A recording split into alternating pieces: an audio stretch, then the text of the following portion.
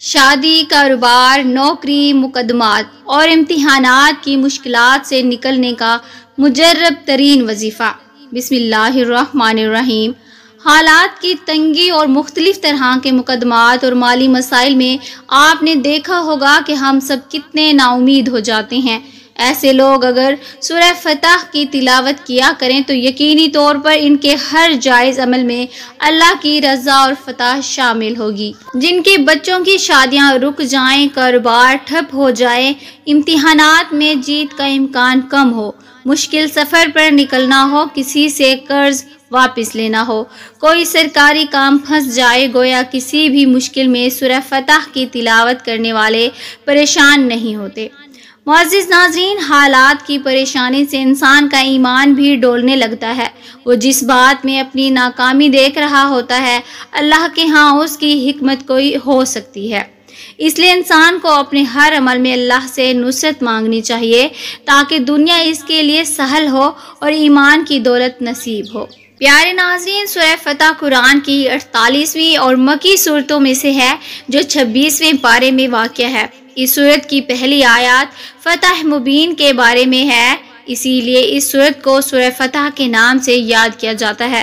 کفار پر مسلمانوں کی فتح، ایمان، جہاد اور اخلاص کا ثواب، مجاہدین کی لغزشوں کی معافی، کافروں اور کاہل مسلمانوں کی تنبیہ اور دین خدا کا جہانی ہونا اس سورت کے عمدہ مضامین میں سے ہے۔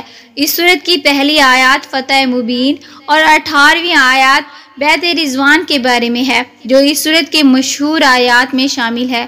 سورہ فتح کی فضیلت کے بارے میں آیا ہے کہ جو شخص اس سورت کی تلاوت کرے وہ اس شخص کی مانند ہے جس نے پیغمبر اکرم صلی اللہ علیہ وسلم کے ساتھ فتح مکہ میں شرکت کی ہو اور بیعت شجرہ میں آپ کی بیعت کی ہو۔ اس سورہ مبارکہ کی فضیلت کے بارے میں صحیحین میں جو حدیث مبارکہ موجود ہے، آپ اسے پڑھ کر سن کر دیکھیں کہ اللہ کے نبی صلی اللہ علیہ وسلم نے سورہ فتح کے بارے میں کیا ارشاد فرمایا ہے۔ حضرت زید بن اسلم اپنے والد اسلم سے روایت کرتے ہیں کہ رسول اللہ صلی اللہ علیہ وسلم کو ایک سفر میں جا رہے تھے۔ حضرت عمر بن خطاب رضی اللہ عنہ بھی ساتھ تھے۔ حضرت عمر رضی اللہ عنہ نے رسول صلی اللہ علیہ وسلم سے کچھ پوچھا، لیکن رسول اللہ صلی اللہ علیہ وسلم نے ان کو کوئی جواب نہیں دیا۔ حضرت عمر رضی اللہ عنہ نے پھر پوچھا، آپ صلی اللہ علیہ وسلم نے پھر بھی کوئی جواب نہیں دیا۔ تیسری مرتبہ پھر پوچھا، پھر بھی کوئی جواب نہیں دیا۔ تو حضرت عمر رضی اللہ عنہ نے اپنے آپ کو کہا کہ تیری ماں تجھ پر روئے، تو نے رسول اللہ صلی اللہ علیہ وسلم سے 3 مرتبہ عاجزی سے سوال کیا اور کسی مرتبہ بھی جواب نہیں ملا۔ حضرت عمر رضی اللہ عنہ نے بیان کیا کہ پھر میں نے اپنی اونٹنی کو دوڑایا، لوگوں سے آگے ہو گیا، مجھے خوف تھا کہ کہیں اس حرکت پر میرے بارے میں کوئی آیت نازل نہ ہو جائے۔ ابھی تھوڑی ہی دیر گزری تھی کہ میں نے ایک پکارنے والے کو سنا جو پکار رہا تھا۔ میں نے سوچا مجھے تو خوف تھا ہی کہ میرے بارے میں کچھ وحی نازل ہوگی، لہٰذا میں رسول صلی اللہ علیہ وسلم کی خدمت میں حاضر ہوا اور میں نے آپ صلی اللہ علیہ وسلم کو سلام کیا۔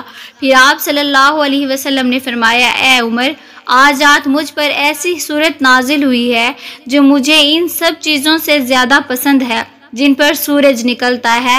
پھر آپ صلی اللہ علیہ وسلم نے سورہ انا فتحنا لک فتحا مبینا کی تلاوت فرمائی۔ بزرگوں، عاملین حضرات مشکلات سے نکلنے کے لیے سورہ فتح روزانہ 7 بار پڑھنے کی ہدایت فرماتے ہیں۔ اس کا ایک چھوٹا وظیفہ بھی ہے جو یاد رکھ لیا جائے اور اسے ہر نماز کے بعد 121 بار پڑھا جائے تو اس کے فوائد حاصل ہوں گے۔ یہ آیت مبارکہ انا فتحنا لک فتحا مبینا 121 بار پڑھنے کے بعد یا فتح 300 بار پڑھ لیا جائے تو کام میں مزید بہتری آ جاتی ہے۔